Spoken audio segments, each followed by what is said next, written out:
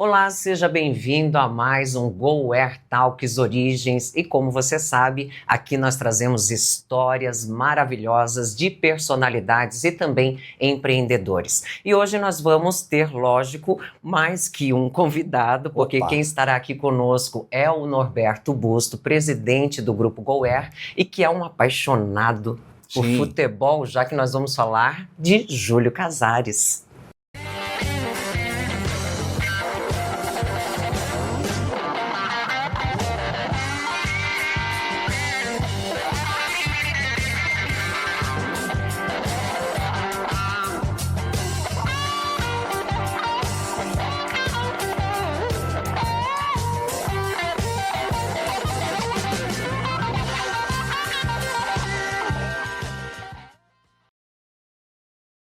Securo, a segurança dos seus bens em sigilo. Júlio, obrigado por você ter vindo aqui no estúdio da GoWare e a gente vai conhecer um pouco da tua trajetória profissional, essa paixão que você tem pelo São Paulo e falar um pouquinho aí desse tricolor com 94 anos, a caminho do 100. Caminho do 100. Norberto, é uma alegria estar aqui no GoWare com todo esse pessoal, com essa qualidade analista que eu conheço há muito tempo, que também vem do mercado de televisão, onde eu militei bastante. Então é uma alegria muito grande estar aqui e vamos bater esse papo gostoso. Eu já estava para vir há muito tempo, mas quis que o destino tornasse esse dia e nós vamos aproveitar bastante. Vamos lá. Para quem não sabe, né, Júlio Casares, atual presidente aí do São Paulo, já no seu segundo mandato, só que a sua jornada não foi sempre ligada ao futebol. Antes já veio lá no início aí dos anos 90, posso dizer isso? Lá atrás ainda, lá atrás. Mais atrás? Foi entregando a idade do cabelo branco. Já começou no marketing, já passou por televisões aí gigantescas e hoje atua no esporte. Júlio, essa paixão, ela vem lá da infância? Conta um pouco para nós aqui como foi essa infância, como surgiu essa paixão por esse movimento do marketing e lógico que levou você também ao futebol. Na verdade, né, eu acredito que tudo que a gente faz na vida é consequência, né, dessas palavras que você colocou, paixão, de amor, de entrega. E eu era um torcedor, né, eu morava no extremo leste da cidade de São Paulo, com muita dificuldade, e meu sonho era assistir jogo de futebol, gostava de futebol de rua e tal. E lá, antes dos 10 anos, eu comecei a ter contato com o São Paulo Futebol Clube como torcedor. E aquilo foi me seduzindo, né, meu pai era São Paulino, os meus irmãos não eram São Paulinos, então meu pai queria que eu fosse São Paulino, mas eu já descobri o São Paulo. Que década foi isso? Isso foi antes de 70, 67, 68. Eu nasci em 61, então tinha 7 anos, mais ou menos, 6, 7 anos. E esse amor pelo São Paulo, eu não sei se embalado pelas cores, o vermelho, branco e preto, pelo nome da cidade, do estado, e por uma coisa que nós não conseguimos explicar. Eu brinco, Norberto e Ana, que a primeira paixão de um homem, de uma mulher, antes de pensar numa namorada, é o clube de futebol. Porque ele se apaixona exatamente com 6, 7 anos, você nem está pensando em namorar, né, uma menina, você se apaixona pelo futebol, pela camisa, pela bola, e foi uma paixão à primeira vista. E dali então começou uma história de querer acompanhar o São Paulo com todas as dificuldades, de uma família que nasceu na periferia com muita dificuldade, mas eu consegui colocar o São Paulo na minha vida. E aí quis o destino de eu chegar presidente do clube, sem ser filho de conselheiro, sobrinho de conselheiro, eu não tinha nenhuma relação com nenhuma oligarquia do São Paulo. E me tornei presidente, talvez emanado por esse sentimento popular. E naquela tua infância, quem que era teus ídolos, tuas referências? Porque a gente sempre tem, né? Aquele camisa 7, aquele camisa 11 e tal. Você lembra bem disso? Eu lembro perfeitamente. Nós falamos de Sérgio Valentim, Forlan, Jurandir, Dias, Gilberto, Edson, Pedro Rocha e na frente, Terto, Toninho e Paraná. E o Edson Cegonha, que foi marido da Bete Carvalho, jogou no São Paulo, que era o médio volante. Então, era ex-corintiano. Ex-corintiano. Era um time básico que ganhou o título de 70, depois 71.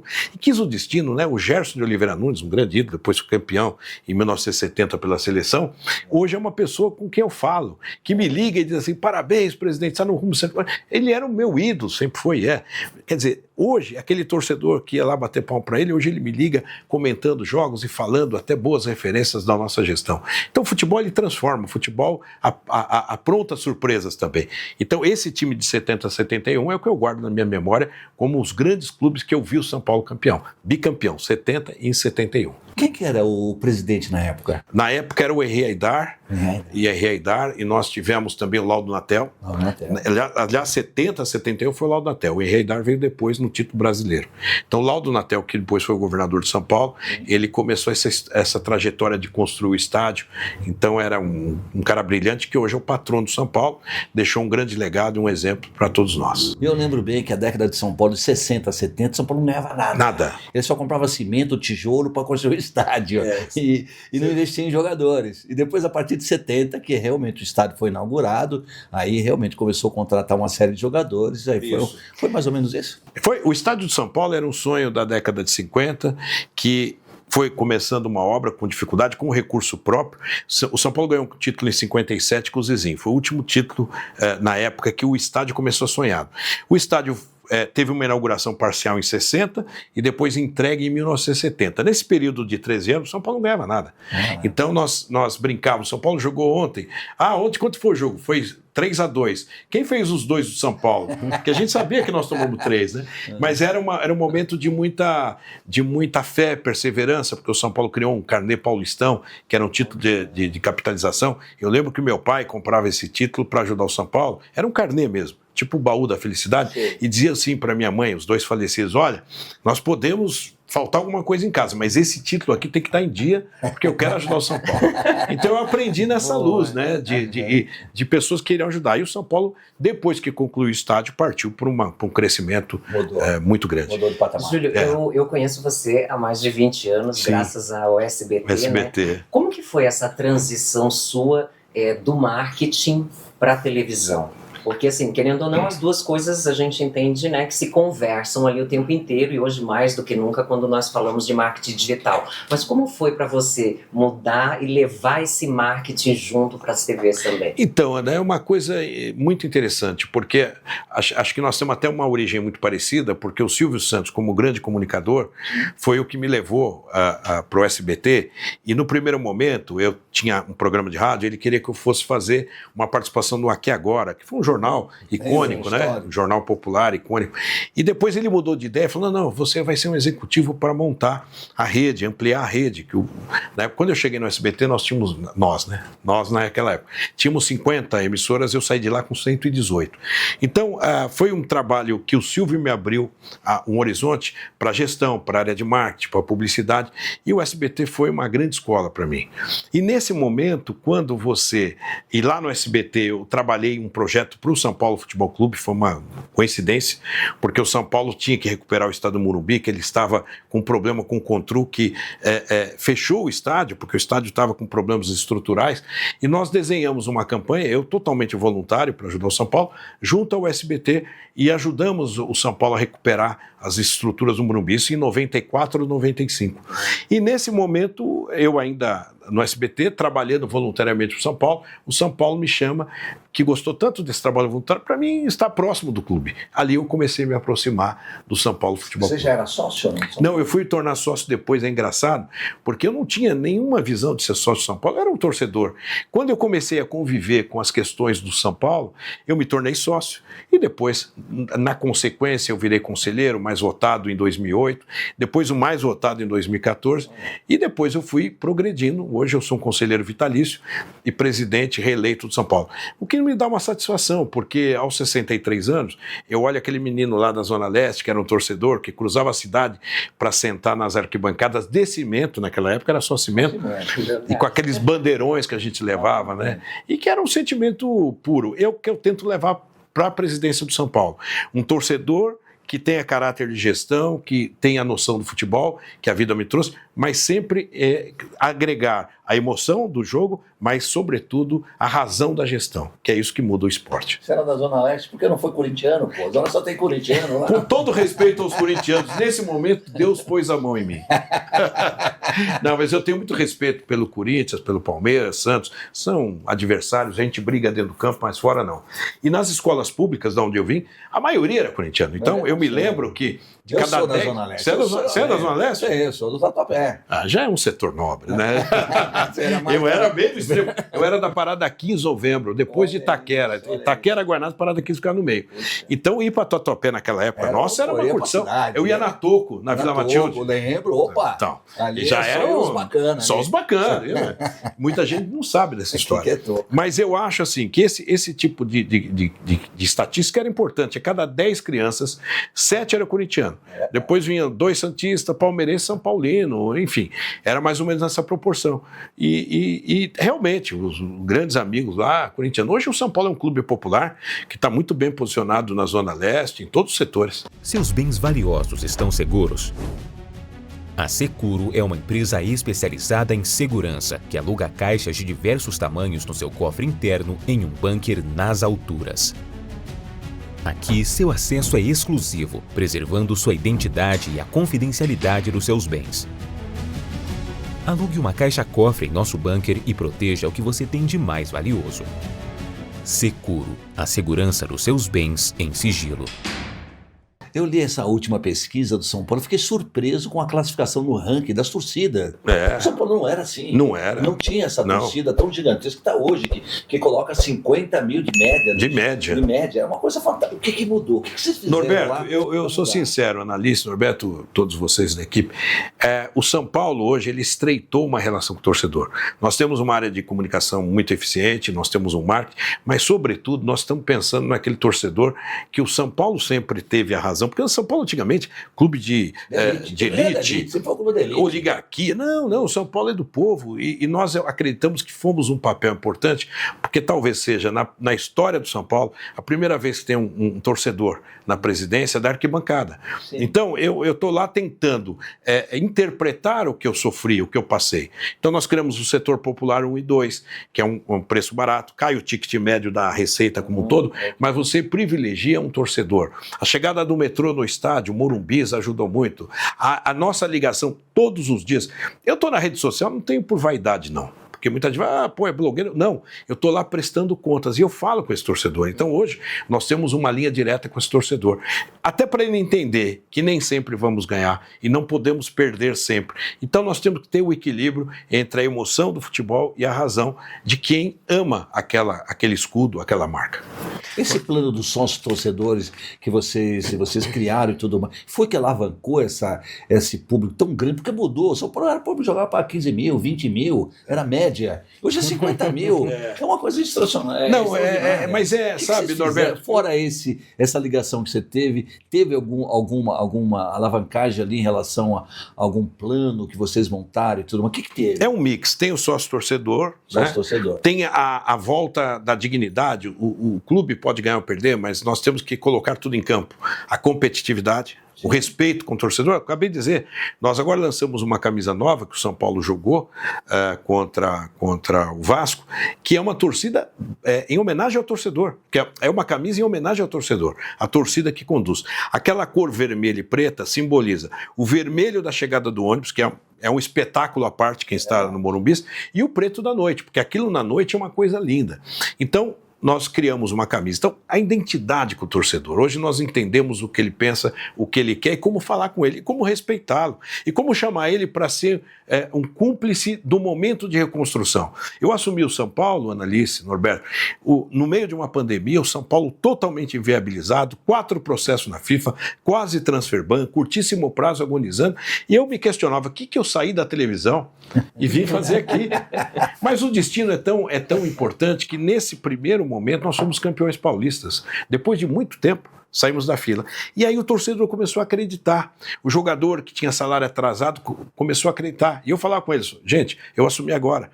Vamos ter dificuldades, mas eu vou pagar vocês direitinho. E nós fomos cumprindo. Então hoje estamos ainda distante do ideal, mas estamos no caminho de uma mudança total. Acabamos de lançar um fundo de investimento que passa por uma reorganização da dívida do São Paulo e muitas coisas virão. Nós estamos num caminho que requer ainda muito trabalho. Legal. Ô, Júlio, e você acha que essa sua formação, né, isso tem ajudado também no dia a dia no São Paulo, a como administrar toda essa emoção, toda essa, vamos dizer assim, essa essência, né, do São Paulo Futebol Clube? Ana, você falou a palavra certa, porque muita gente confunde o cara de marketing ou da publicidade, ou o cara é marqueteiro, é meio pejorativo, ou o cara na publicidade só vende, que é nosso papel vender, vocês têm uma empresa de muito conceito, muita competência, mas na verdade, o marketing é pura emoção de que você pode vender um bom produto com verdade, porque quem vende um mau produto vende uma vez só, não vai vender de novo, e a publicidade também é isso. Então, eu acredito que isso me ajudou na linha de comunicação, de falar com o torcedor, de embalar bem um produto, né? O São Paulo, quando eu fui diretor de marketing, vendeu a grama do estádio que fomos campeões, e foi um case maravilhoso. Nós vendemos... a rede também? Vendeu a rede. Vendeu a rede também, você lembra? Criamos o batismo tricolor, que não era uma solenidade religiosa, e sim de fé, de esperança, de fidelização do torcedor. E a gente vendia num espaço assim, numa caixa de acrílico, a grama original com certificado de origem, e foi um grande sucesso. E nós fizemos algo inacreditável. Nós vendemos todas aquelas placas, que foram placas e placas, numa loja que tinha o São Paulo Assal, que é uma marca própria, na Oscar Freire. Pô, mas vender grama na Oscar Freire. A gente queria criar isso. E foi uma loucura, Oscar Freire. O que aconteceu em São Paulo na época? Pô, o São Paulo está vendendo grama na Oscar Freire, ou seja, não é só roupa, não é só moda. Genial, então eu acredito que nós temos que ter essa abertura de que o marketing, a publicidade, uma grande editora, pode trazer contribuição à sociedade. E eu acho que o resto é consequência. Por isso que eu virei um presidente como consequência, por isso que eu saí do SBT, eu acredito, como consequência do trabalho, fui para a Record, e hoje estou sendo entrevistado aqui por dois grandes profissionais. Quando você fala de marketing, eu vejo aí que brilha teus olhos. Qual que foram tuas referências de marketing, profissionais que você trabalhou? Pô, esse cara é fera pra caramba, esse cara eu vou aprender muito com esse cara é muito bom. Olha, eu tenho figuras que eu vou falar alguns nomes aqui. Até hoje, um cara que é meu compadre, Walter Zagari, que nós acabamos, um cara de vendas, de marketing, sim, fenomenal. Tive o Daniel Barbará, que faleceu, que era da DPZ. O próprio Washington Oliveto, que acabou de ir embora, o Nizam. E era uma época que esses caras não eram ainda donos de agência, eles trabalhavam em agência. Então, eu aprendi muito, sem deixar de comentar outras personalidades incríveis. Mas eu vi esses caras falando, eu gostava. Mas eu não gostava daquela parte que o cara ganha prêmio, tá? Isso é legal. Mas eu gostava das ideias, né? Agora que o Washington foi embora, você vê o quanto esse cara... até postei na minha rede social que ele fez um comercial de mais de 30 segundos, acho que tinha 1 minuto, que era todo branco, não tinha imagem, e ia falando que vamos vender um produto novo que era no final a paz, que era o branco. Esse vale a pena dar uma olhada no Instagram, que para mim é um dos maiores comerciais que ele criou, né? Ele vendeu a paz. Então era um comercial que tinha uma locução muito bem feita, um texto muito bem feito, e a imagem em branco passando assim. O que ele vai vender? Ele deixava para dizer que a paz era algo que todo mundo já consumia um pouco e todo mundo podia vender mais. Exatamente. Ele tem o marcante, eu tive vários contatos com o Washington, eu estive em Londres, entrevistando ele em Londres, fui na casa dele. Inclusive, o Washington era muito apaixonado por futebol. Muito, corintiano. Coreano, fanático, escreveu o livro do Corinthians e tal.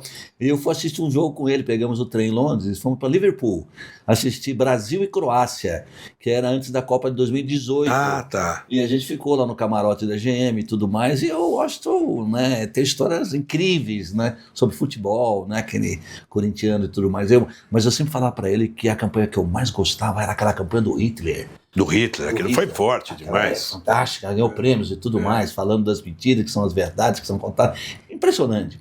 Washington realmente figura uma fase. O primeiro sutiã, a gente nunca esquece, Valizer, né? Foi um negócio incrível naquele momento. Marcou época. O cãozinho da COFAP, outro também. Do amortecedor, é um cara brilhante. Então, esses caras, eu olhava e falei, puxa vida, é legal você unir a criação com a venda do produto e com a ideia. E eu sempre digo o seguinte, eu não gosto de ideias que são voos de galinha, que vai terminar. Não, tem que ser coisa que permanece, né? E eu acho que é isso que pode alavancar sempre qualquer negócio. Me fala uma coisa do SBT, da tua convivência com o Silvio Santos. O que te mais marcava? O que você mais admirava lá no Homem do Baú? Que eu já li 3 livros dele, com essa história dele de cabo a rabo. O Silvio tem, analista conhece bem, o Silvio tem a simplicidade dele e ao mesmo tempo a imprevisibilidade, né? E o Silvio, aconteceu já comigo, ele me promoveu numa reunião e também teve reunião que ele falou, você não vai participar hoje. Então era imprevisível, Isso mas também ele já aconteceu. Não precisa da Analice. Não precisa. Volta Analice. Volta, e ele é assim. Então isso é cativante.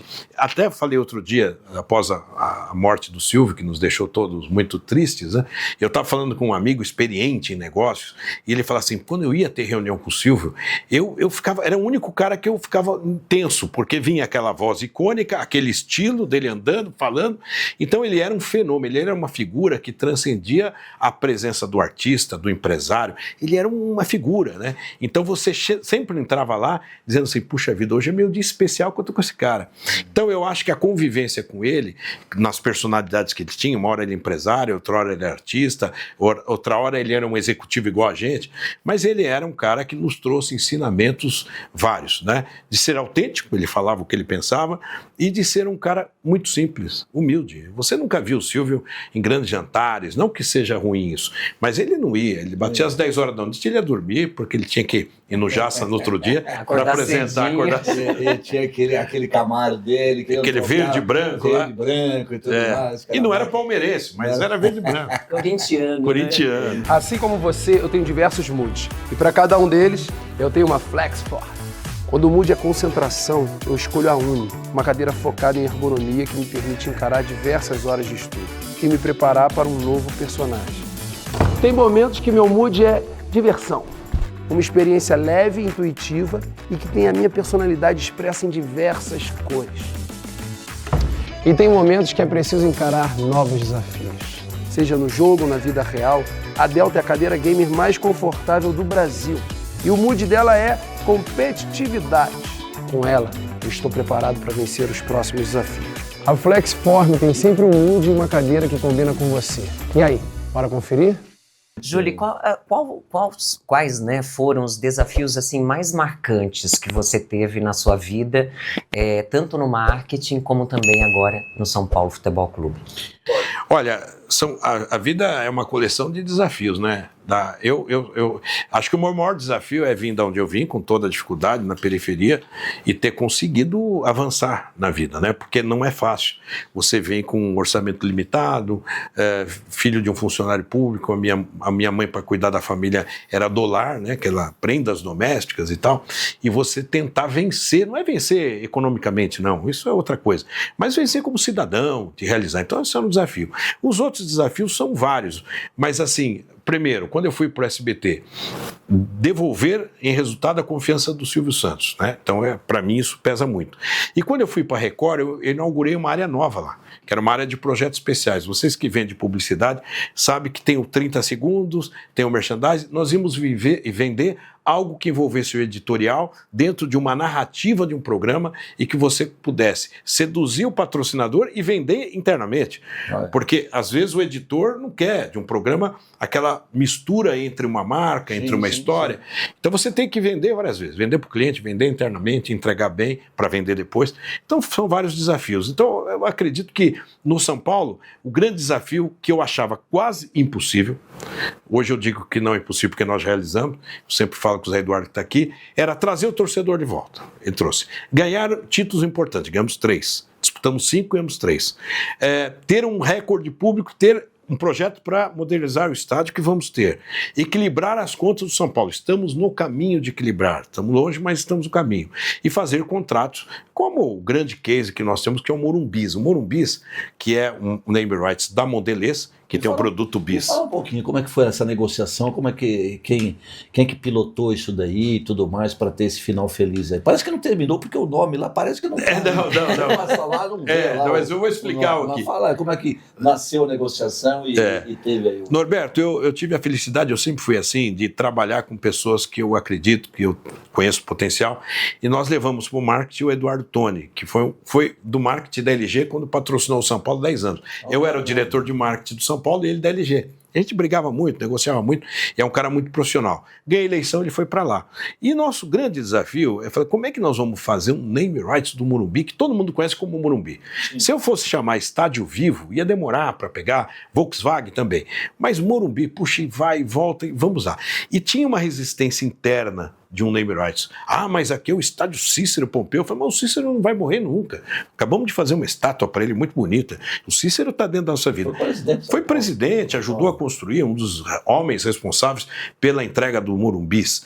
Só que aí nós falamos, vamos fazer um trabalho. Aí chamamos a Mondelez. O Tony coordenou muito esse trabalho. E veja, o produto bis é apenas acrescentar um S, é o Morumbis. Sim. E depois você tem vários outros produtos. Então, hoje eu vejo a mídia toda fala, a estação do metrô é Morumbis, nós mudamos o nome do bairro, não é mais do estádio. Porque tem muita resistência, tem muito veículo que não abraça. Você vê o hoje abraçaram. O Bragantino, muito difícil.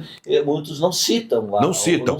Existe uma adesão incrível. Primeiro, existe hoje um contrato que as emissoras de televisão têm que falar. Embora tem, mas nem todos cumprem isso.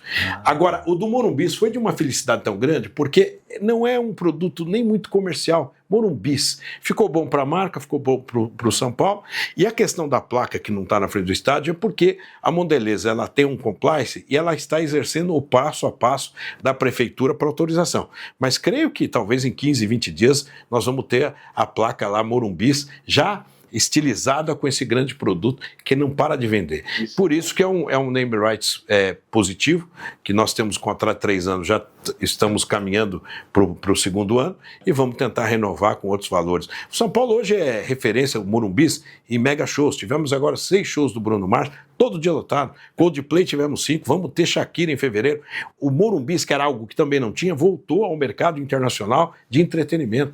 Você não acha que foi barato essa venda desse name? 25 milhões? Não é, sabe por quê? Foi 25 milhões? Não, mais que isso, mas eu não posso falar de valor, porque não, tem uma cláusula. Não, milhões. É mais. Mas tem um valor agregado. Barato, achei que vocês deram uma mas assim, quando você... Veja bem, ele poderia ser barato se fosse como a maioria dos name rights por 10, 15 anos. Sim. Como ele é só 3 e agora pegou, nós vamos ter condição de reajustar isso de uma forma mais competitiva. Mas o que interessa para nós é o que ele trouxe de case importante. Em todos os seminários internacionais, prêmios, o Morumbis aparece como um case. Isso para nós alavanca show, alavanca público, alavanca consumo interno.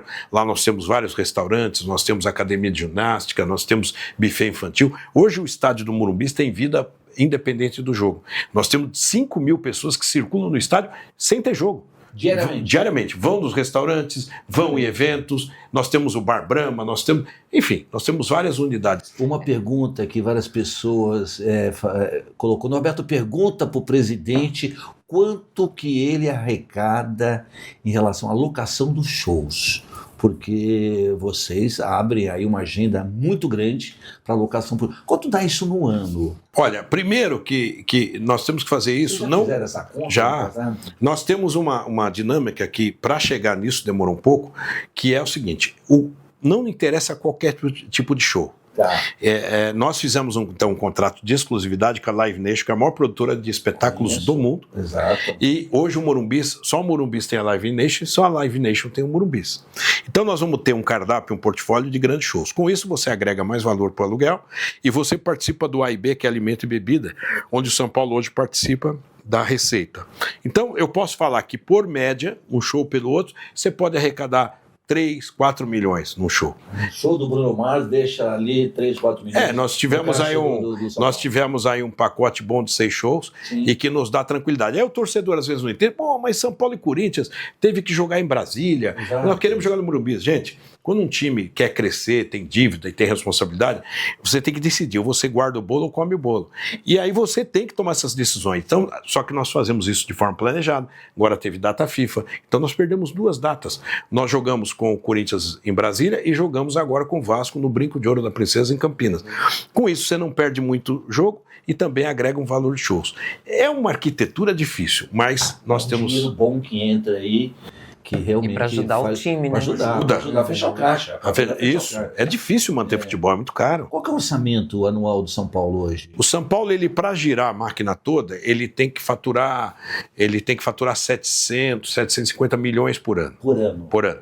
Só que é o seguinte, hoje os clubes fecham essa conta vendendo atletas. Sim. É outra dinâmica que foi planejado, porque se eu vendo atletas em 23, a minha chance de ganhar campeonato, como foi a Copa do Brasil, era quase zero. Sim. Então, o que nós fizemos planejadamente? Nós vamos dar déficit, não vamos vender o atleta agora, vamos tentar ganhar campeonato para esse torcedor vir como veio, e depois nós vamos pensar em trabalhos para vender atleta. Então, se você vende atleta, você vai conseguir aumentar o seu faturamento. Porque hoje, veja, o Beraldo, eu vendi para o Paris Saint-Germain, um quarto zagueiro que é da seleção brasileira, por 20 milhões de euros. 20 anos de idade. 120 milhões. 120 milhões, a venda de um atleta. Então, se você acerta 2 boas vendas ou 3, você faz uma grande parte da sua receita. Agora, você tem que fazer isso planejado, porque você também tem que deixar um legado esportivo. Sim. O futebol não é só negócio, mas também não é só esporte. Ele tem que ter esse mix. Então, nós temos uma política lá que o jogador vem, ele é promovido, ele tenta ganhar alguma coisa ou deixar um legado esportivo para depois ele ser vendido. Quando eu cheguei, tinha jogador que nem chegou a jogar no profissional há muito tempo e já era vendido. Nós invertemos isso. O jogador hoje, ele vai, depois de jogar 100 vezes com a camisa do São Paulo e ter nessa janela de 100 jogos uma possibilidade de ter deixado marcas. Porque o São Paulo eu acompanho bastante, eu lembro que São Paulo sempre teve um histórico muito bom de vender muito bem os seus atletas. Ele pegou o Denilson, vendeu para o Betis, e vendeu para o Lucas Moura do PSG. Foram vendas icônicas. Vendas extraordinárias, icônicas, incrível, porque reza a lenda que se não vender um atleta por ano, a conta não fecha. No mínimo um atleta por ano numa condição, não fecha. Por isso que nós não vendemos muito no começo do ano, não fechou a conta, mas nós tínhamos que buscar uma conquista importante. A Copa do Brasil que nós ganhamos era o único campeonato que não tinha na Galeria do São Paulo. Então nós conseguimos 3 títulos. E agora sim, nós estamos trabalhando para que a gente consiga vender jogadores com bom resultado. Mas o que interessa para o torcedor é que ele entre em campo e vista a camisa do clube por um tempo.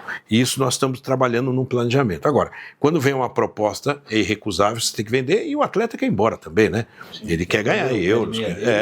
Tocar a vida dele. Exato. Falam que o Corinthians tem 2 bilhões de dívida.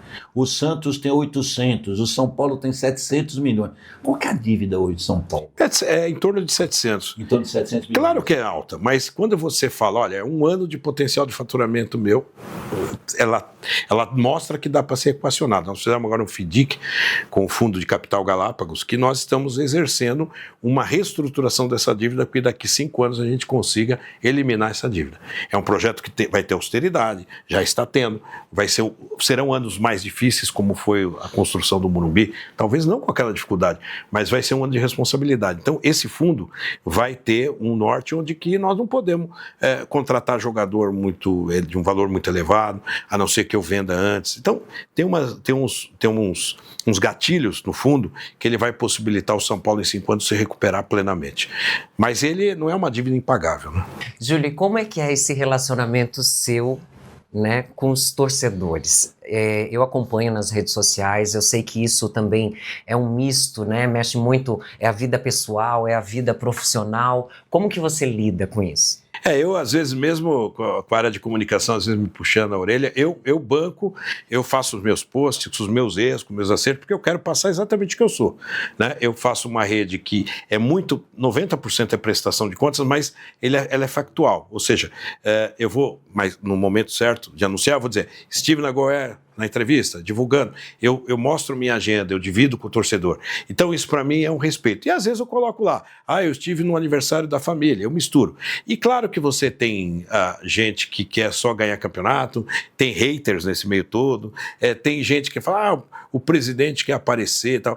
Gente, eu acho que quando você está num setor que, embora seja uma iniciativa privada, um clube de futebol, mas ele tem interesse público, então você tem que prestar contas. E eu nada passo as coisas que eu faço durante o dia. Aí o cara falou, mas como é que você tem todo esse tempo? Você estava em Brasília, voltou, fez reunião, agora tem lá discussão de uma produtora independente. Gente, eu durmo menos. Eu durmo menos. O Tancredo Neves dizia, nós temos a eternidade para descansar. Verdade. Claro que nós temos que também cuidar um pouco da nossa parte física e mental. Mas o que eu tento estabelecer, Ana, respondendo, é essa ligação direta com o torcedor, sem preocupar... É a transparência. Transparência. Né? Aqueles que podem achar que é excesso de... Não, eu acho que a Leila no Palmeiras está nas redes, outros dirigentes estão.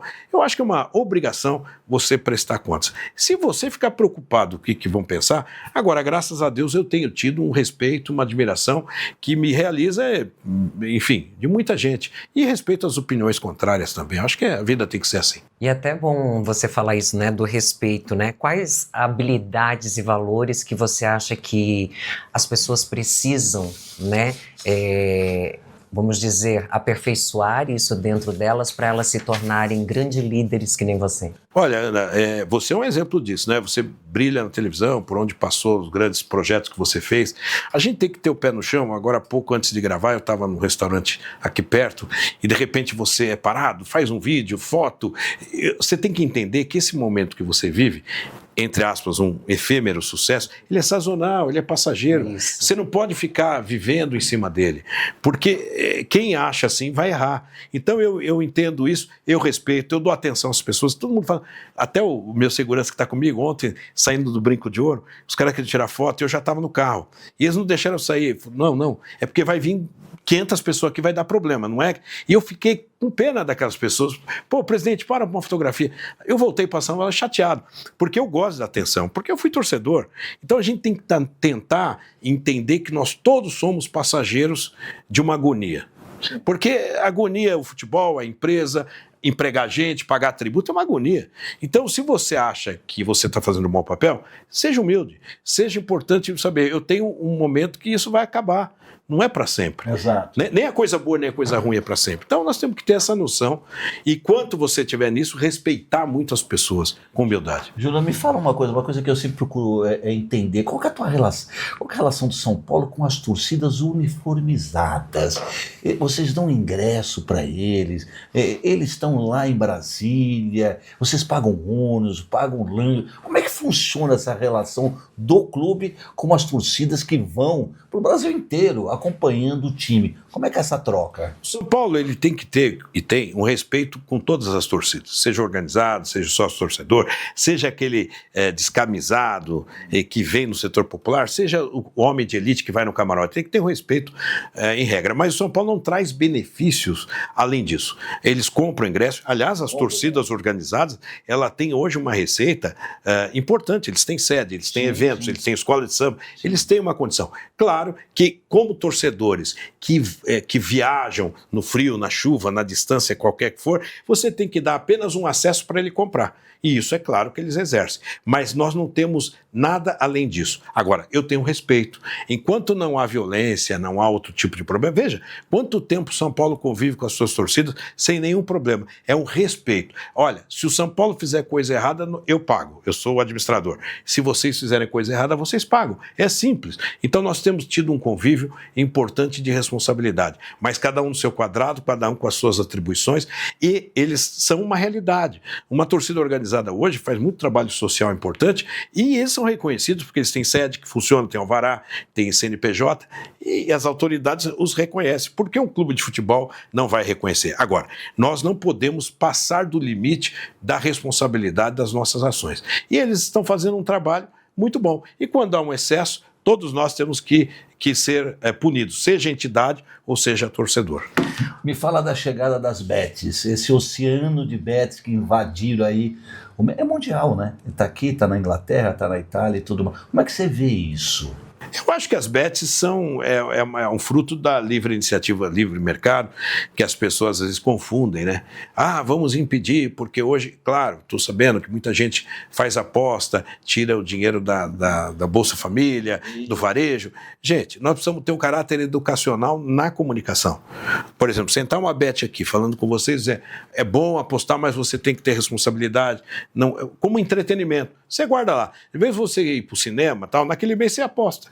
e não vai para o cinema. Agora, não tira da sua comida, não tira do seu negócio. Nós temos que ter um pouco o fim da hipocrisia. Quando eu vejo o governo querer regular tudo, eu falo assim, peraí, o que é loteria esportiva? O que é uma Mega Sena? É jogo, é aposta. Então tem que ter aposta para todos os setores. Agora, é a forma de comunicar e da responsabilidade passa pela família, pela cultura. Então eu vejo como um agente importante que tem no mundo todo. Agora, tem bets e bets. Então tem que ter regulamentado aquelas que tem correção. Né? E eu acho que isso no mundo tem vários exemplos. A plataforma do São Paulo, que tem um patrocinador nessa linha, é uma plataforma de fora e é uma plataforma extremamente profissional. E quando o São Paulo, através do compliance, vai fechar um contrato, nós fazemos um diligência profundo da empresa e dos sócios das pessoas que fazem parte dessa empresa para que a gente diminua o nosso risco. Porque essas empresas, geralmente, é tudo de fora, né? A maioria são plataformas de fora. E tem algumas aqui de dentro. E algumas de dentro têm alguns problemas de origem, que eu chamo. Não que são negativas porque fazem errado, mas tem problema de origem. O cara lá que trabalhava com bicho, que é uma contravenção penal, agora tem aposta. Então, essa é uma questão que a regulamentação tem que cuidar dessa origem, da essência que a gente está falando. Hoje, quanto eles colocam de dinheiro no São Paulo por ano? Ele quer valor. Não, é que eu tenho uma confidencialidade de valor, mas é o maior patrocínio hoje da história do São Paulo. Tem outros clubes que têm patrocínio maior, mas o patrocínio da Superbet é o maior da história do São Paulo. Aliás, a nossa Aliás, a nossa camisa toda vendida, a nossa camisa ao somar todos os produtos, ela é a maior patrocínio da nossa história, do São Paulo. Agora, tem clube que tem uma receita maior, outra não, que também equivale à audiência, número de torcida, tem um peso nisso. Me fala de uma liga. Por que o Brasil ainda não consegue formatar uma liga única, forte, como tem uma liga inglesa e tudo mais? Porque toda hora tem a liga forte, tem a liga A, a liga B e tudo mais. O que acontece? Você que está no meio do olho do furacão ali, me fala um pouquinho disso. Eu sou pelo lado da Libra, que é a Liga Libra. Sou Libra. E tem o LFU, são duas vertentes. Eu acredito ainda na unificação. O que atrapalha nesse momento, na minha visão, é vaidade. Porque todo mundo quer um melhor caminho que o outro. Não, nós somos o mesmo produto. A Libra, que eu faço parte, eu fui agora eleito coordenador da Libra, nós trabalhamos com a Rede Globo Televisão. E a LFU... Quem que tem a Libra? A Libra, quais são os clubes que estão? Aqui de São Paulo, Palmeiras, Santos, depois nós temos o Flamengo, o Atlético Mineiro, o Bahia, o Bragantino e alguns clubes da Série B. O Vitória da Bahia, enfim, nós temos da Bahia, tem os dois, né? E tem o Grêmio também. Então são grandes clubes. E do lado de lá também tem grandes clubes. Eles fecharam lá uma parceria com a Record e nós aqui com a Globo. Mas isso não impede, Norberto, analista, de nós acreditamos nessa unificação. Eu acho que vai chegar uma hora que tem que ser maduro isso, e nesse momento não tem que ter divisão. Hoje o cenário é o seguinte, vamos imaginar, a Record tem os direitos de televisão da LFU, então Corinthians está na LFU. Quando o jogo for no Morumbi, o mando de campo é meu, é a Globo que passa. Quando o jogo for no Itaquerão, o mando de campo é do Corinthians, é a Record que passa. Então a lei especifica que o mandante do jogo tem os direitos de televisão aliado a quem comprou. Porque eu percebo, eu acompanho bastante futebol, que você tem que ficar caçando. Onde é que vai passar o teu dinheiro? Não, hoje é difícil. Está na Paramount? Não está na Paramount. Hoje é tá difícil. Está na Premiere? Não está no Premiere. Casé TV. Está na Casé TV. Hoje tem uma plataforma incrível. Que loucura, virou isso. Agora, hoje, para você não errar e não perder, você tem que ter assinaturas em todos os... Tem que ter internet. Então, é difícil mesmo. Mas eu acho que isso, as pessoas vão se acostumando. Eu também, às vezes, me perco. Onde vai ser o jogo hoje? Tem Paramount, tem Amazon, tem Casé TV, YouTube, né? E aí você se perde um pouco. Porque cada dia numa plataforma, né? Então você tem que acabar tendo que ter tudo, né? Exatamente. Ô, Júlio, nos últimos tempos aí, nós vemos, né, que essa parte toda do futebol passou por uma reformulação gigantesca, a comunicação vem mudando a todo momento. Você acha que daqui para frente é uma continuidade disso, de sempre estar sendo disruptivo, fazer o melhor? Eu acho sim, Annalise. Eu acho que o São Paulo tem o SPFC Play, que é um streaming, e não para. O São Paulo tem... hoje é esperado os programas do São Paulo, dos bastidores de uma viagem, do vestiário. Quando você demora para pôr no ar, todo mundo pede, cadê os bastidores? Cadê a matéria do jogo? É muito legal. Então é uma ida sem volta. Agora, nós vivemos num país ainda com dificuldade econômica, que o orçamento do torcedor é muito curto. Eu brinco que o meu tempo lá da da periferia, que eu juntava moeda para convencer meu pai, para a gente vir no carro dele velho, para arrumar um carro, estacionamento, e era sacrificante. Hoje o torcedor, ele tem que comprar camisa, ele compra, se ele for comprar um pay-per-view, se ele for comprar o sanduíche do jogo, se ele for assinar SPFC, o dinheiro vai faltar. Então nós vivemos num país com restrições. Esse é o grande desafio. Mas se o bolo cresce no futebol, você também barateia, né, o custo desses produtos. Então, eu acredito que é um caminho sem volta. Os clubes que tiverem mais, se forem mais profissionais, terão um retorno mais rápido e crescerão de forma sustentável. Júlio, me fala, chegou a SAF no São Paulo, quer comprar o São Paulo? Quanto vale o São Paulo? Comprar o Vasco, comprar o Grêmio, comprar o Cruzeiro. Né? E parece que tem um bi ali, parece que fizeram um valuation aí de São Paulo de bi. Você já ouviu falar disso? Eu vi, mas o São Paulo vale muito mais que isso. Eu acredito que sim. Vale. O São Paulo, veja, o São Paulo é um clube... Como é que você vê a chegada da SAF? Então, eu vou colocar, Norberto, a SAF é um instrumento legal novo, que no primeiro momento ele veio para recuperar clubes que estavam quebrados. Então eu dizia na minha campanha, eu dizia assim, olha, a SAF pode ser um objeto de discussão, mas o São Paulo não será um dos primeiros e talvez não será um dos últimos. Nós temos que entender esse mercado, que você viu, vocês viram, entraram SAFs no Brasil, alguns foram embora, quebraram, outros já revenderam. Então nós temos que entender esse mercado primeiro. Só que, para mim, não correr o risco que outros clubes que tiveram, que quebraram e vieram socorridos por uma SAF, está aqui pela dívida, me dá o clube e levaram, o São Paulo está fazendo uma lição de casa para que, se a instituição um dia achar que deve ter uma SAF, a negociação vai ser adulta, pesada, com ativos valorizados. Então, nesse primeiro momento, o São Paulo não olha essa saída da SAF como estratégia do momento. O São Paulo quer discutir um modelo próprio, porque se vier um parceiro que pode ser uma SAF um dia, e se todos entenderem que é o caminho, eu digo todos porque é uma instituição que deve discutir, nós vamos trabalhar de forma surpreendente no mercado. Não vai ser qualquer valuation, com todo respeito aos estudos, que vão dizer, o São Paulo deve 700, tem um patrimônio de tanto, eu vou dar 1,5 bilhão, não, vai ser diferente. O São Paulo é um clube que não tem 100 anos, o São Paulo tem estádio próprio, o São Paulo tem um centro de treinamento de formação de atletas em Cotia, que é brilhante, é próprio, tem o CT da Barra Funda, é a terceira torcida com 22 milhões de torcedores, melhor distribuído geograficamente no Brasil. São Paulo é uma torcida nacional. Isso é uma coisa que eu ia perguntar, não é somente aqui em São Paulo, o estado, já foi? Já foi. E quando você vai para fora do país, eu fui com a seleção, eu fui chefe da delegação na Copa América, eu cansei de assinar, tirar foto com bandeiras do São Paulo, dos Estados Unidos, em todos os setores que nós andamos. Então o São Paulo é um clube internacional, 3 vezes campeão do mundo, então nós temos que ter muita calma quando fala vender o São Paulo. Então eu tenho que fazer um trabalho agora, que é valorizar o São Paulo. Pode ser que nós tenhamos uma SAF diferente, uma SAF que eu digo que nós podemos ter investidores com percentual menor, sem deixar de ser majoritário, porque hoje eu vejo os clubes fazendo SAF por necessidade, e não é o melhor caminho. Quando você quer vender uma casa, você pinta a casa, arruma uma casa, melhora o quintal, faz um benefício. Agora, quando você tem uma casa toda arrebentada, você vai vender pela dívida, pela situação dela. E nós estamos no momento de organizar a casa. Talvez daqui 5 anos São Paulo esteja num patamar muito importante, o mercado já da SAF já circulou, já maturou, e aí nós podemos pensar num formato. A vida é uma trajetória, uma junção de bons momentos abastecidos por um combustível essencial, a água. A cada copo, uma fonte de saúde e bem-estar. Em cada garrafa, o trabalho de muitos. E a certeza de que há mais de 140 anos, levamos a mais pura água mineral. Águas Prata, tradição e qualidade desde 1876. Você olha para os clubes lá fora, no exterior, um clube assim que é uma referência para você, um Bayern de Munique. O Bayern tem um formato, né? Ele tem um modelo, o Manchester City tem outro, o Milan tem outro. Você tem alguma referência que é positiva? Assim? Então, eu vejo a gestão ou gestões de vários tipos, né? Quando você tem SAF, eu olho o Grupo City, que é um grupo poderoso que eu conheci, você tem o Bayern, você tem inúmeros outros, o próprio Paris Saint-Germain, que é de um dono, são clubes bem formados como SAF. Porém, quando você você vai para a Espanha e tem o Real Madrid e Barcelona, que são associativos, você também vê sucesso. Eu acredito que não é só o formato da empresa, é o formato de uma filosofia. Por isso que eu quero imaginar um dia um formato associativo como o Real Madrid, Barcelona e São Paulo, com a mescla de uma SAF, que eu acho que esse seria o grande modelo. Porque também não adianta você vender o seu clube para um forasteiro, que depois tem vários clubes no mundo, depois ele vende, pega jogador, põe ali naquele outro time, traz para cá. Isso não traz conexão com o torcedor.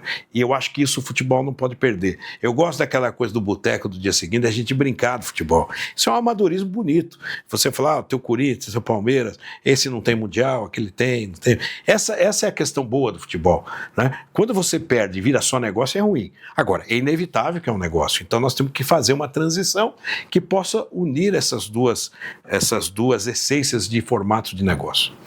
E como passar isso, né, pro público que está lá acompanhando, né, Júlio? Porque isso tem que ser passado, é aquilo que você falou da transparência.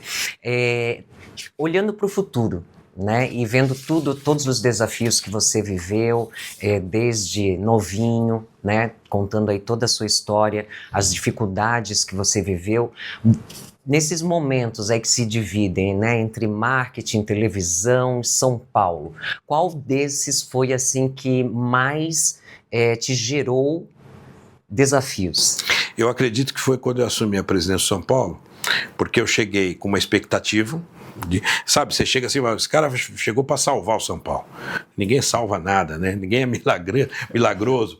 E quando eu cheguei no meio de uma pandemia, não tinha público, não tinha marketing, não tinha bilheteria. O que eu vim fazer aqui? Quase que eu voltei lá ligar para os bispos, me aceita de volta, né? E era uma coisa difícil, porque eu não via saída. Eu confesso que teve dias que eu saí do Morumbi e tinha oficial de justiça querendo bloquear a conta. Eu não tinha nada, eu tinha só esperança dentro de mim. E muita fé. Eu acho que essa combinação de esperança e fé foi um combustível importante. Que quando nós começamos a desenhar, e talvez Deus premia também, né? Quando você tenta ser verdadeiro, veio um título que não tinha gente no estádio, porque era proibido, contra o Palmeiras. E tinha 20 mil pessoas lá de fora. Eu fui lá, eu falei, vamos levar, num ato até um pouco irresponsável, vamos levar a taça lá na frente do estádio, porque era contra a mobilização de pessoas. Nós fomos, aí foi uma loucura, aí eu olhava o povo sem máscara, falei, meu Deus do céu, volta a taça para cá. Mas nós ganhamos, e ali foi um alento que o São Paulo tinha saídas.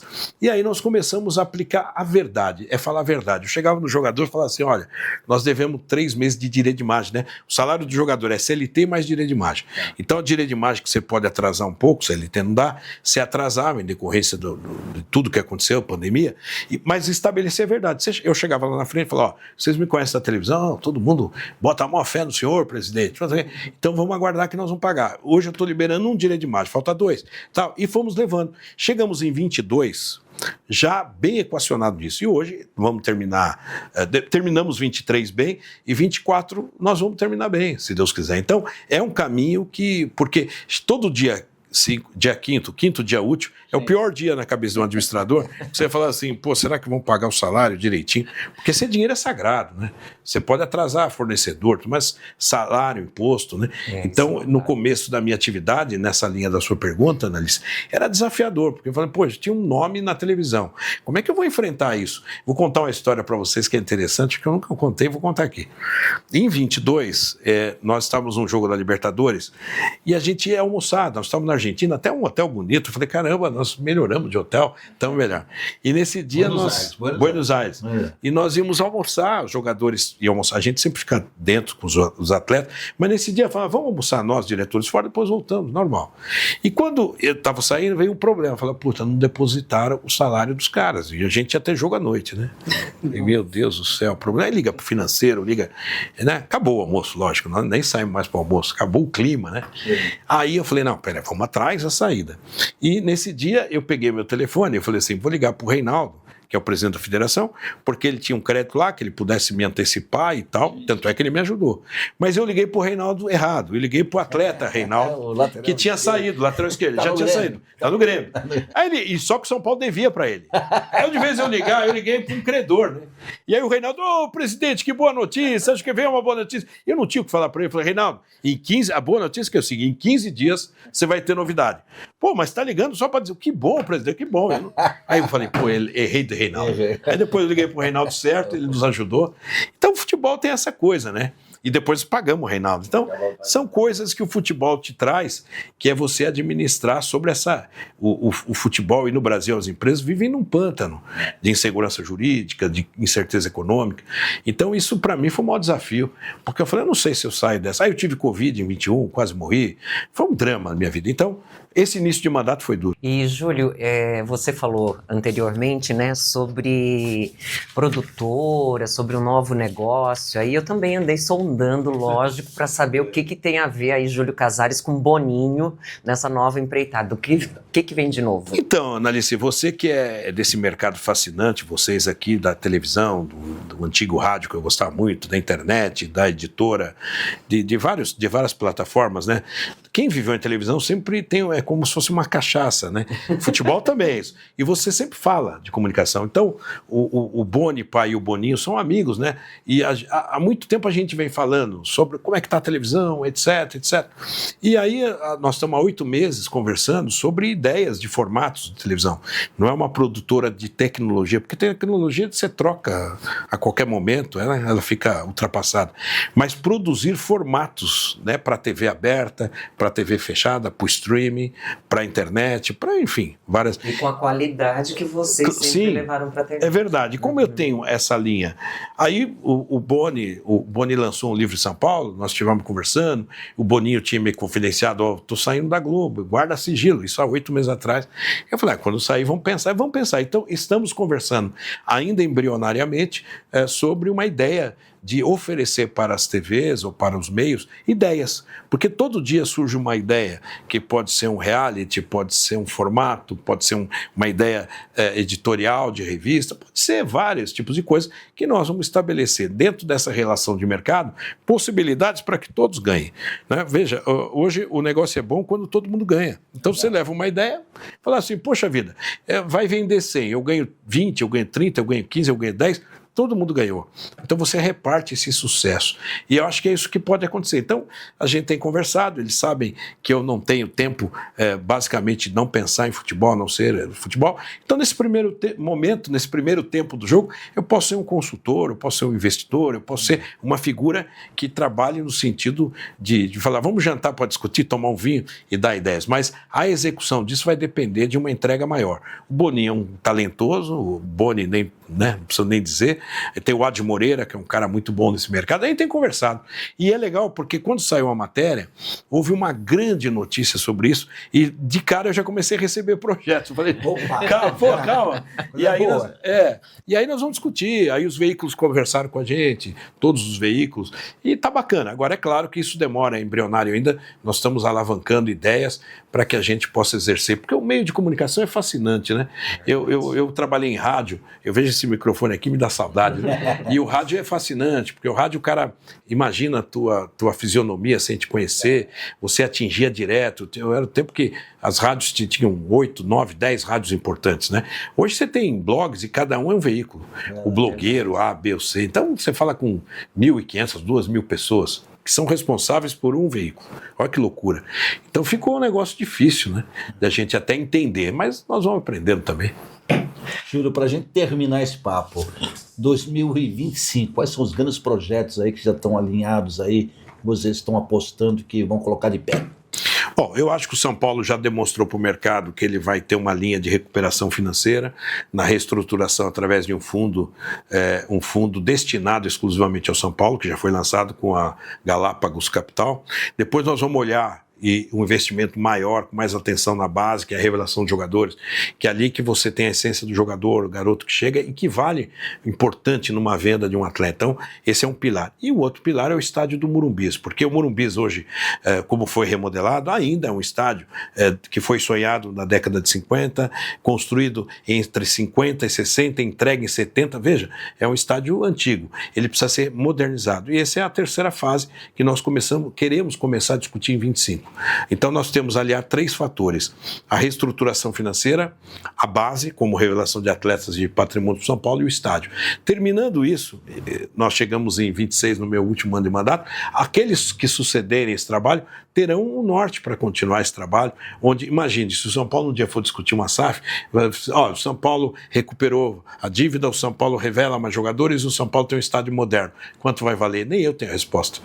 Vai ser difícil. Talvez eles vão ter que fazer um consórcio entre 2 grandes grupos para vir fazer uma proposta do São Paulo. É sonhar grande, dizemos que sonhar grande. É isso aí. E para fechar, vamos fazer um bate-bola? Vamos. Júlio, uma saudade.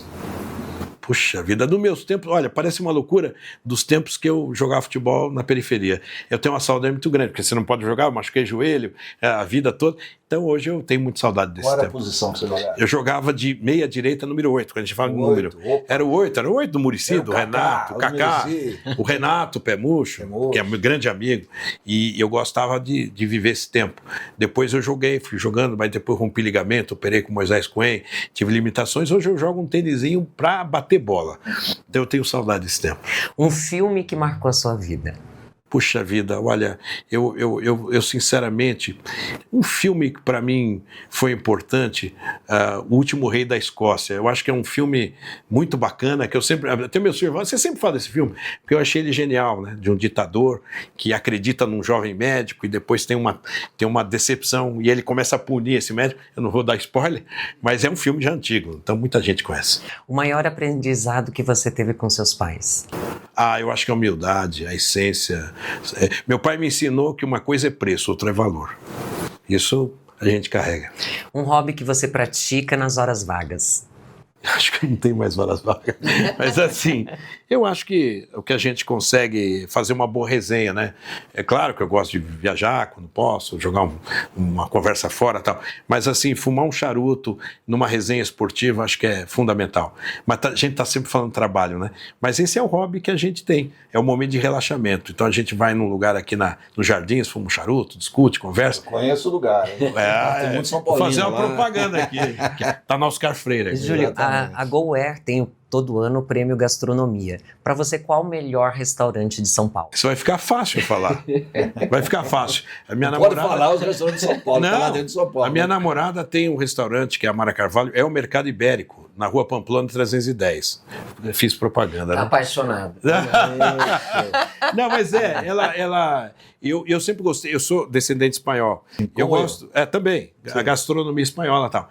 E quando eu a conheci, eu conheci ela lá, né?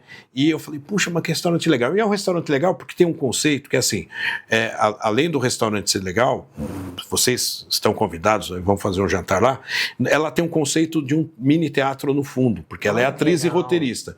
Então você tem peça, hoje mesmo tem peça, o pessoal vai lá, assiste a peça, janta lá, e é um conceito bacana. Então é o Mercado Ibérico, para mim, eu acho que hoje é o restaurante do momento, e tem o Mi Teatro, que é dentro do complexo. Então é um teatro com 60 pessoas, teatro intimista, que a gente chama, que serve para lançamento de produtos e tal, e principalmente revelação de atores, é bem bacana. Você faz o marketing lá, né? Eu faço também o marketing lá. Já fez, acabou E faço de fazer. reuniões lá, engraçado. Faço reuniões lá que às vezes até as autoridades, pessoas, pô, eu quero conhecer lá o restaurante da sua namorada. Eu falei, pô, vamos lá, vamos conversar. E é legal mesmo. Então eu gosto muito, é um lugar simpático, que vale a pena conferir. Uma personalidade que te inspira? Silvio Santos. Eu acho que o Silvio, você vê que eu falo de cara, né? Eu acho que ele nos deixou, mas ele vai inspirar sempre. O Silvio me desafiou, porque o Silvio sempre gostava de conflitos. Adorava jogar. Desafios. E eu vou contar rapidinho isso, não quero estourar o tempo, mas eu defendia a volta do jornalismo regional. Imagina que o Rio de Janeiro, Porto Alegre, que eram emissoras do Silvio, não tinha jornal local. Era um absurdo isso, né? Porque ele tinha um aprendizado que dava prejuízo, que não foi bem administrado e tal. E eu tentei uma campanha, Silvio, vamos ter um jornal local, começar pelo Rio. Não, isso não dá. Demorou 3 meses para ele me ouvir. E um dia ele me chama e fala assim, olha, eu fiz um texto aqui, se assina. Eu peguei o texto e falei assim, eu, Júlio Casares, escreveu, pena que eu não acho mais esse documento. Eu me comprometo a elevar a audiência em 15% e o faturamento em 30%, sob pena de perder o meu emprego. Olha... Eu olhei aquilo, falei, pô, escrito por ele, vou assinar. Assinei. Você é corajoso, hein? Ele fala daquele jeito. Falei assim, bom, estreamos o jornal e deu um grande resultado. Eu falei, posso rasgar esse texto? Pode. Vamos implantar nas outras praças. Então ele me provocou num jogo. que eu também corri E risco. é engraçado você falar isso, porque hoje o SBT no Rio de Janeiro é um dos É maiores um grande blocos, sucesso, né? que é o SBT Rio. O SBT Rio, quando nós inauguramos, em 99, se não me engano, nós inauguramos com a Renata Afonso, que era editora, foi da Globo, e lá ela, a repórter, ela virou editora e apresentadora. E não tinha estrutura era uma estrutura pequena. E nós tínhamos que dar resultado. E eu lembro que a audiência no horário era mais ou menos 4, 5 pontos, e ele na estreia já deu 9. E depois manteve uma média de 8, 9, hoje dá 12, 13. Eu falei com o pessoal. Era um jornal mais policial? Não, era um jornal total, um jornal normal, como a Globo tem no horário do almoço, ao meio-dia. Okay. E ficou batizado como SBT Rio. Depois teve o SBT Porto Alegre, o SBT Belém. Foi embora. Então o Silvio me desafiou, eu assinei um documento lá, super leonino, quase que eu perdi o meu emprego, mas é um momento histórico. Você não fala em momento nenhum do Edir Macedo. Você trabalhou lá, você construiu sua carreira lá. Não, aliás, o filme dele, que eu fui no lançamento, também é um grande filme, que podia colocar O Último Rei da Escócia junto. O problema do Edir é o seguinte, ele é um cara tão globalizado que em 17 anos da Record, eu vi ele 5 vezes. Olha isso. Porque o Edir, ele tem os homens de confiança dele, geralmente o CEO, 2 ou 3 bispos que trabalham com ele. Ele é um cara genial, mas eu conheci ele 5 vezes. Então, ele ficava distante da gente. Né? Ele é botafoguense, deve estar feliz agora que o Botafogo está bem. E eu tive alguns momentos de reunião com ele. Então, não era tão presente como foi o Silvio. Então, você tem uma aderência menor. Mas é um cara extraordinário, que está muito bem, a Record crescendo. É um cara extraordinário mesmo, é um grande exemplo.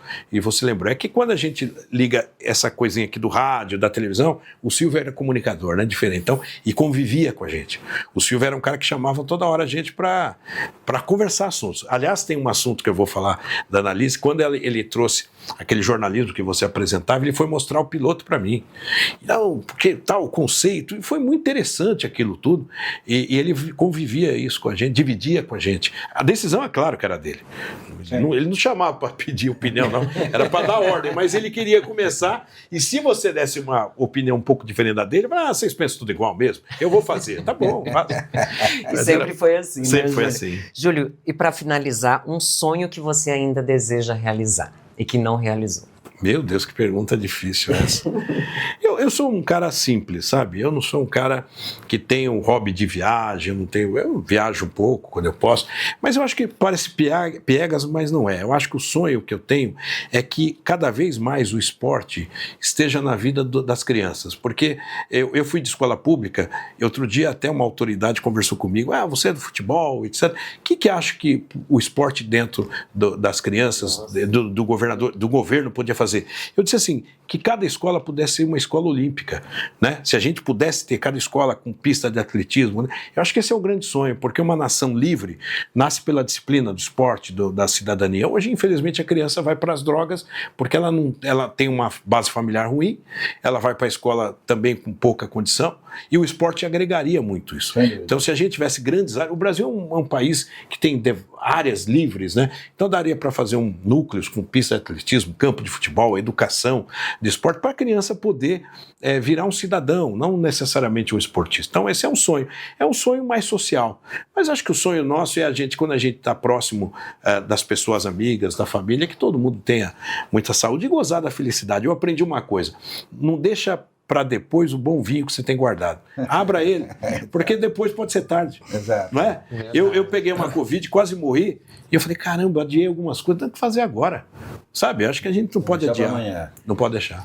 Para fechar, mandar uma mensagem pro São Paulino. Olha, São Paulino, é aquela câmera ali? Exato. Falar com ele ali, ó. São Paulino, você acredita muito no grau que nós estamos trabalhando. E você, com a tua crítica, com o teu posicionamento, às vezes contrário ao meu, o meu contrário ao seu, o que vale é o espírito. E é esse espírito que nós vamos tocar até o último dia do mandato. Pode acreditar. Daí. Isso aí. Valeu. Obrigadão, Júlio. valeu. Parabéns. Grande entrevista. Foi Júlio bom? Casares. Foi bom, Norberto? Profissa. GoAir, eleita a maior grife editorial do Brasil com o melhor conteúdo de lifestyle e gastronomia para quem curte o lado bom da vida. Revista, portal, aplicativo e eventos com experiências exclusivas sobre moda, beleza, saúde, comportamento, gastronomia, turismo, automóveis, business, tecnologia, cultura e entretenimento. Acesse goair.com.br e nos siga nas redes sociais para descobrir uma nova GoAir. Positiva como sempre, relevante como nunca.